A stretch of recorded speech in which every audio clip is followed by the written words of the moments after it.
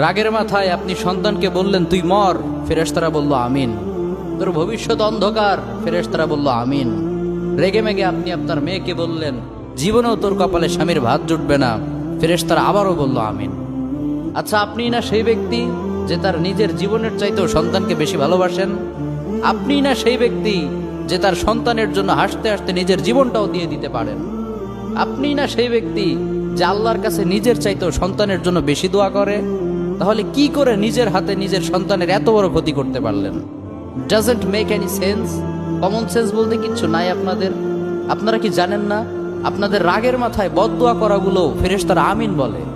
দাওয়াতুল ওয়ালিদ আলা ওয়ালাদি, বাবা মা তার সন্তানের জন্য যেই দোয়া করে সেটা ভালো হোক কিংবা বদদোয়া হোক, আল্লাহ সেটাই কবুল করে নেয়। এজন্য খবরদার, নেভার কার্স ইউর চিলড্রেন।